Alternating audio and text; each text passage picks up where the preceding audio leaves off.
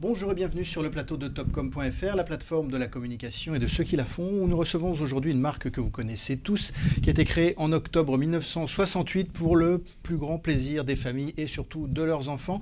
Cette marque, c'est Kinder. Elle fête cette année ses 50 ans. Et pour nous parler du dispositif mis en place pour l'occasion, je reçois François-Xavier Martin-Prével, chef de groupe Kinder, et Pamela Leplâtre, Managing Director de l'agence TLC Marketing France. Bonjour à tous les deux. Merci d'avoir accepté notre invitation. Donc Kinder, oui, c'est une marque patrimoniale, on va dire, que tout le monde connaît. Elle est particulièrement connue pour ses œufs, ses Kinder Surprise, mais je me suis rendu compte en préparant cette interview que c'était finalement pas le produit historique de la marque. Aujourd'hui, justement, il y a plein de Kinder, a pris plein de formes. Quelle est la largeur de l'offre aujourd'hui ? Alors effectivement, vous l'avez dit, Kinder a 50 ans cette année, en 2018. Elle est née en 1968 à Alba, en Italie. C'est Monsieur Ferrero qui a inventé la marque Kinder. Et le produit originel, c'est pas l'œuf surprise, c'est la barre, la fameuse barre de chocolat Kinder, les 5 carrés de chocolat avec le lait et le bon chocolat Kinder. Et puis depuis, effectivement, la gamme s'est largement étoffée. Aujourd'hui, on compte une dizaine de produits qui sont tous devenus iconique un peu. Iconique, emblématique absolument. Et voilà, donc la success story se poursuit. L'œuf aujourd'hui, c'est quand même c'est le navire amiral, on va dire, ou pas ? C'est un produit extrêmement structurant pour la marque Kinder. C'est un produit qui est important pour nous parce que c'est un peu le produit par lequel on rentre sur la marque quand on est tout petit. C'est un produit important pour l'image de Kinder. Souvent, les gens, effectivement, pensent que c'est le premier parce qu'il y a aussi cette symbolique de l'œuf, du produit originel. Donc, et de la surprise, en plus, qu'il y a dedans, qui est quand même plus impactante. D'accord. Est-ce que, du coup, le fait qu'il y ait une variété de produits, ça signifie que chaque produit correspond à une cible de consommateurs différents ? Alors effectivement, aujourd'hui, grâce à la gamme large de Kinder, on peut s'adresser à une cible extrêmement large. Des produits de la petite enfance, on va dire, à partir de 4 ans, 5 ans, avec Kinder Surprise, avec Kinder Chocolat. On peut retrouver des produits pour les enfants un peu plus âgés, avec Kinder Délice, pour les enfants qui grandissent, qui rentrent dans l'adolescence. Et puis Chocobon également. Et puis quand on est adulte, on a des attentes, des goûts particuliers. Et Kinder sait y répondre avec des marques comme Kinder Bueno ou Kinder Country. D'accord, aujourd'hui, donc ça veut dire que le consommateur, le profil type du consommateur Kinder, finalement, il est assez multiple, il n'y a pas un profil ? Non, alors la marque est aujourd'hui consommée effectivement par beaucoup de gens. Il y a 4 familles sur 5 aujourd'hui qui achètent un produit Kinder au moins une fois dans l'année, donc c'est à peu près tout le monde. Et parce que justement, chacun y trouve son compte et trouve du plaisir avec un des produits de la gamme. D'accord. Kinder donc fête cette année ses 50 ans. Comment se porte la marque ? Et la marque se porte très bien. La marque Kinder est leader sur ses marchés. Alors, elle opère sur pas mal de marchés, les produits de saison, saisonniers, Noël, Pâques, bien sûr, où elle assoit chaque année un peu plus à son leadership. Les produits, les bars, donc Kinder Bueno, Kinder Maxi, où là aussi, elle représente pratiquement la moitié de la part de marché en valeur du secteur, et elle est présente avec des produits comme Kinder Délice sur la pâtisserie industrielle. Sur tous ces secteurs, la marque grandit, se développe, et cette année, les chiffres qu'on a à date, c'est une croissance de près de 2 chiffres, plus 9,5%. Donc c'est une dynamique très importante qui est drivée à la fois par le saisonnier et le permanent. D'accord. Ça, c'est la croissance de la marque. Le marché sur lequel vous intervenez, lui, il se porte comment ? Est-ce que c'est un marché qui est aussi en croissance ? Est-ce que c'est un marché qui est stable ? On sait que vous êtes sur un secteur, on va dire, qui est assez sensible, le secteur du food en général, surtout en France, on fait attention à ce qu'on mange.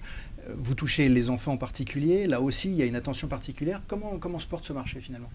Alors encore une fois, il y a plusieurs réalités à l'intérieur de ce marché-là. Tout n'est pas équivalent. Il y a des marchés qui sont très porteurs, très dynamiques, comme les segments des fun, où on retrouve Kinder Chocobon. Il y a des marchés plus stables, comme les bars ou comme les produits de saison.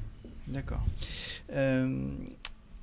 Du coup, alors, quand on est une marque comme Kinder, vous avez un consommateur, même si on a compris que la famille consommait, vous avez quand même un cœur de cible qui est peut-être plutôt jeune, plutôt enfant. Comment fait-on justement quand on doit communiquer, qu'on doit toucher en priorité des enfants, sachant que celui qui achète, c'est pas l'enfant, c'est le parent ? Alors absolument, et d'ailleurs on on ne s'adresse pas aux enfants. Kinder, depuis toujours, s'adresse aux responsables des achats, aux parents, à la maman et au papa. La communication de Kinder s'inscrit vraiment dans cette logique de communication responsable. C'est important pour nous. La nature de notre produit, elle est claire. C'est des produits de confiserie et on s'adresse à ceux qui vont la donner. Effectivement, les enfants font partie des consommateurs, mais l'acheteur, la personne à qui on s'adresse, c'est bien le parent, c'est bien le responsable des achats.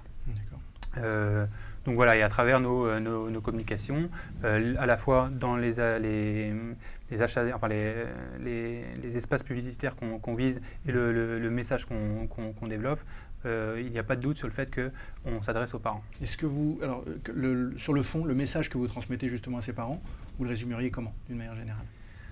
Alors Kinder, paradoxalement, c'est la marque des parents depuis toujours. On est vraiment aux côtés des parents depuis 50 ans. On est une marque qui a vocation à faire plaisir, mais aussi à accompagner les parents dans leur rôle de parents. Parce que je l'ai dit, la marque est iconique, elle est consommée par 80% des familles françaises. Et si elle est autant aimée, c'est qu'on les touche au cœur, qui nous aiment, et on a une responsabilité par rapport à ça. Donc voilà, aujourd'hui, c'est bien à eux qu'on s'adresse. Il y a des canaux privilégiés, des canaux de communication privilégiés par la marque pour communiquer ? Aujourd'hui, Kinder s'adresse à peu près sur tous les réseaux de communication. On a un socle télé qui reste très fort. Ça reste quand même, oui, un média stratégique, la télévision. Ça reste un média très important, de masse, et on s'est largement diversifié ces dernières années. On investit de plus en plus dans le digital, mais les touchpoints qui restent plus anciens, comme la radio, l'affichage ou la presse, restent activés régulièrement en fonction des campagnes. D'accord. Vous avez donc il y a quelques semaines mis en place une opération, tout un dispositif même, anniversaire pour célébrer vos 50 ans. L'opération elle est baptisée Make a Wish, donc qui faites un vœu, donc qui propose quand même, enfin dont la promesse est assez dingue on peut dire, puisqu'il s'agit pour vous de réaliser le rêve de tous vos consommateurs, de tous ceux qui vous le demandent, c'est ça ? Est-ce que vous pourriez un petit peu nous expliquer, on va voir pendant qu'on discute quelques visuels qui illustrent cette campagne, mais est-ce que vous pourriez nous expliquer un peu comment est venue cette idée justement ? Alors c'est simple, Kinder fête ses 50 ans et parents et enfants, je crois qu'on a tous à un moment donné un rêve qu'on ne peut pas forcément réaliser, qu'on ne peut pas vivre, et pour justement fêter ses 50 ans, Kinder propose à chacun de pouvoir réaliser son vœu en participant activement aux festivités de l'anniversaire de la marque. Et dans ce cadre-là, on a voulu déployer une opération promotionnelle extrêmement généreuse, extrêmement simple. Pour un anniversaire, ce qu'on fait habituellement, c'est qu'on souffle des bougies, on ferme les yeux et on fait un vœu. Et c'est ce geste-là qu'on a voulu proposer à nos consommateurs. Ils vont pouvoir faire un vœu et tous les consommateurs qui achèteront un pack Kinder pourront réaliser ce vœu. D'accord. Vous êtes appuyé sur l'agence TLC Marketing. Comment justement, vous, par rapport à cette problématique, comment est-ce qu'on s'approprie un petit peu ce brief et cette problématique ? Oui, effectivement, on a le plaisir d'accompagner Kinder sur ce temps fort de leurs 50 ans. Ça faisait déjà 4-5 ans qu'on collaborait ensemble avec Ferrero et l'équipe de François Xavier.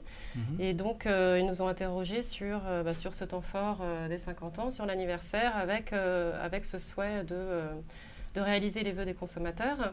Et c'est vraiment notre savoir-faire chez TLC. En fait, nous offrons des expériences à vivre aux consommateurs. Donc, on a réfléchi ensemble avec nos équipes, avec les équipes de Ferrero. On a fait beaucoup de panels conso, on a regardé des insights, on a regardé aujourd'hui ce que veulent les Français. Et comme le disait François Xavier, sur l'ADN de Kinder, on est vraiment dans une cible, on est très famille. Et nous, ce qu'on voit, ce qu'on sait de nos études, c'est que finalement, les Français, les consommateurs, ce qu'ils veulent, c'est passer du temps ensemble. Et ils ne demandent pas nécessairement de partir sur la Lune. Les enfants Les enfants veulent être astronautes, ils veulent être magiciens, ils veulent être chevaliers. Donc voilà. Donc nous, on est intervenus à ce moment-là pour monter un réseau de partenaires qui vont accueillir les consommateurs Kinder qui auront acheté le produit et fait leur demande de vœux sur le site. Pour qu'on comprenne bien, on peut formuler, on peut avoir finalement autant de vœux qu'on a de consommateurs, évidemment pour des raisons de faisabilité, on va dire, on ne peut pas non plus tout faire. Ça veut dire que vous avez identifié, vous avez fait une étude là-dessus, vous avez identifié un nombre défini de vœux, enfin de rêves en tout cas, qui sont les plus courants. Exactement. On a défini une galerie de 60 vœux. 60 vœux. On a voulu sortir aussi des vœux, je veux être une princesse, on veut aussi surprendre le consommateur.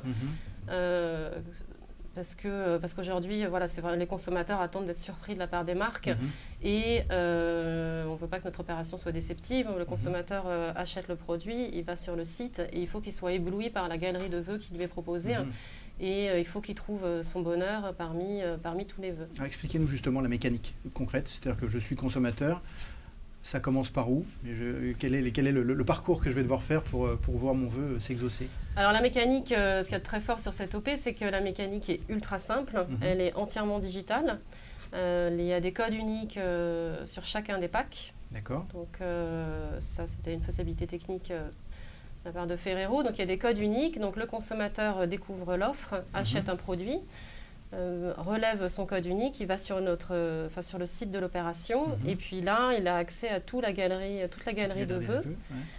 Il sélectionne le partenaire de son choix, il entre son code pour imprimer directement son bon cadeau qu'il va présenter au partenaire. D'accord. Donc on ne cherche pas, c'est un point important dans cette OP, on ne cherche pas à freiner l'utilisation.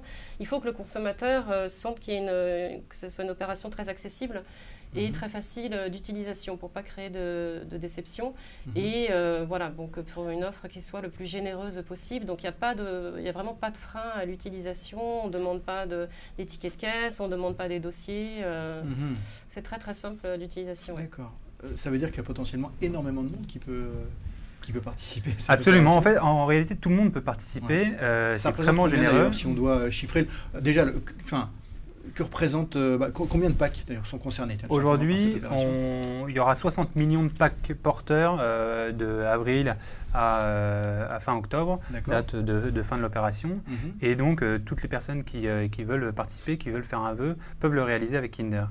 Effectivement, on a voulu les guider un petit peu dans leur participation en définissant des types de vœux.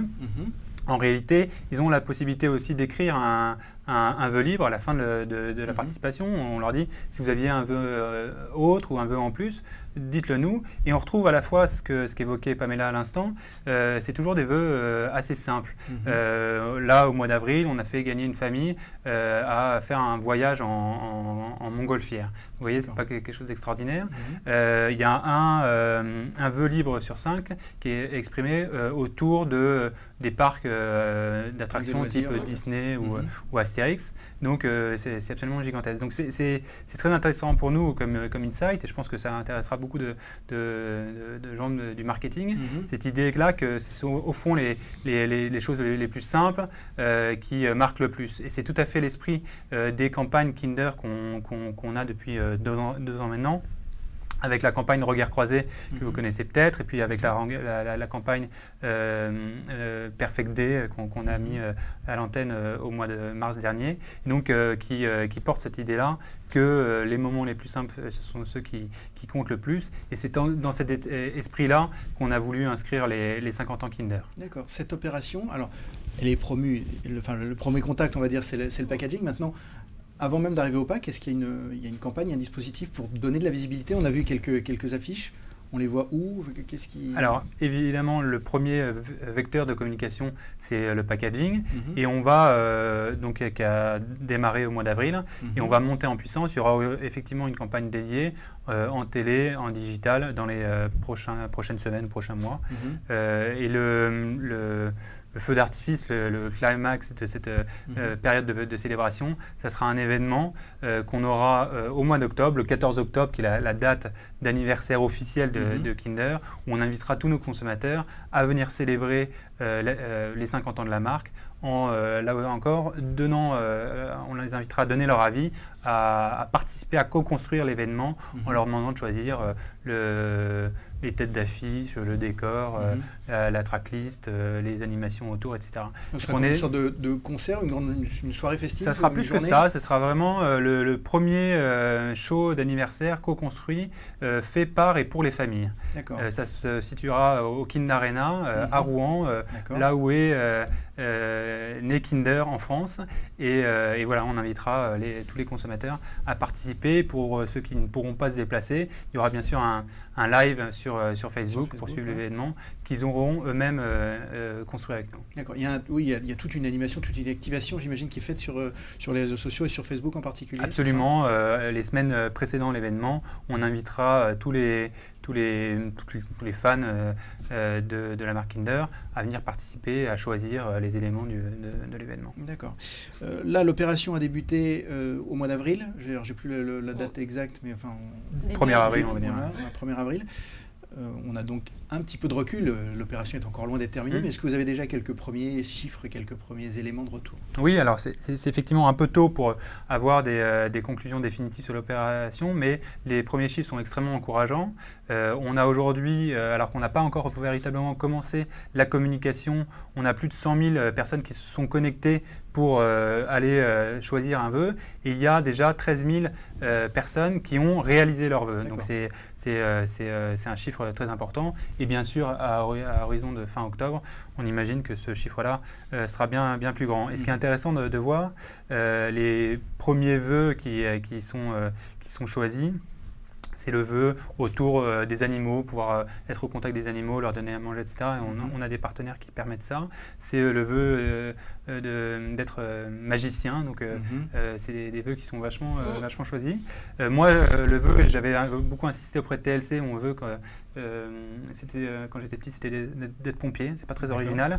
Donc, il fait partie des vœux possibles. C'est souvent un vœu d'enfant. Exactement. Il y a des casernes aujourd'hui en France, quelques casernes qui jouent le jeu d'ouvrir leurs portes et puis pour qu'il y ait des enfants qui soient au contact des pompiers, qui comprennent leur métier, qui puissent discuter avec eux. Donc ça fait partie des vœux possibles. On a vu dans votre petite animation la possibilité de faire le vœu d'explorer les étoiles. Alors, on a la possibilité de donc rentrer dans des planétariums, comprendre les étoiles, où elles se situent, les nommer, etc. D'accord. Voilà, donc plein de choses. Là, alors, au-delà de l'image et de l'envie de célébrer l'anniversaire, qu'est-ce qu'on peut attendre? Qu'est-ce que vous attendez, vous, en tant que marque, d'une opération comme celle-ci? Est-ce que ça peut augmenter, générer du business davantage, quels sont les objectifs? Alors, je crois que l'enjeu pour les marques comme Kinder et d'une manière générale, les grandes marques de grande consommation, l'enjeu, il est double. C'est un enjeu de confiance et c'est un enjeu de proximité. Aujourd'hui, la confiance, on l'a, la marque est extrêmement aimée et ça fait partie des marques préférées des Français. Simplement, cette confiance, il faut la nourrir par des actes, par des opérations, par des messages. Et bien sûr, ce temps de célébration des 50 ans contribue à nourrir la confiance que les consommateurs mettent en Kinder. Et puis l'enjeu de proximité, et là aussi, il ne se décrète pas. Il faut en permanence faire la preuve qu'on est proche de nos consommateurs, les comprendre, leur adresser des messages qui les touchent, avec les bons canaux, avec le bon ton, avec les bons messages. Et voilà, chaque jour être un peu plus utile, leur faire toujours un peu plus plaisir. Et je crois que si on continue à faire ça, on se retrouve dans 50 ans à nouveau pour célébrer les 100 ans de la marque. Très bien, écoutez, je vous remercie. Ce sera notre conclusion. Merci d'avoir répondu à nos questions. Et moi, je vous dis à bientôt sur topcom.fr. Merci. Merci.